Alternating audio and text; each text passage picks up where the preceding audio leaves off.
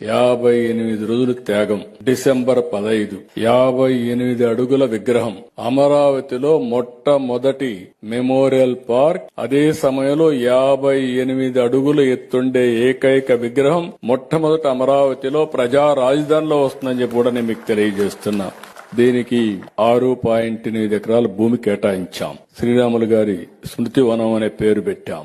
జీవిత విశేషాలు, ఆయన చేసిన త్యాగం ఏ విధంగా భావితరాలకు స్ఫూర్తిదాయకంగా ఉండాలనో అవన్నీ కూడా గుర్తుండే విధంగా మనం ముందుకు తీసుకెళ్తాం. ఈ రోజు మీరు ఒకసారి చూస్తే ఎంతో మంది ఎన్నో మాటలు మాట్లాడతారు గాని పొట్టి శ్రీరాములకి గుర్తింపు తెచ్చిన పార్టీ, మొట్టమొదటిగా గుర్తింపు తెచ్చిన నాయకుడు నందమూరి తారక రామారావు గారు. ఆయన మీరు చూస్తే ఆ రోజుట్లోనే 85లో తెలుగు యూనివర్సిటీకి, తెలుగు రాష్ట్రం కోసం త్యాగం చేసిన వ్యక్తి కాబట్టి పొట్టి శ్రీరాములు పేరు పెట్టి పొట్టి శ్రీరాములు తెలుగు యూనివర్సిటీ అని పెట్టి ఆయన గుర్తించిన మొదటి వ్యక్తి నందమూరి తారక రామారావు గారని చెప్పి కూడా నేను మీకు తెలియజేస్తున్నా.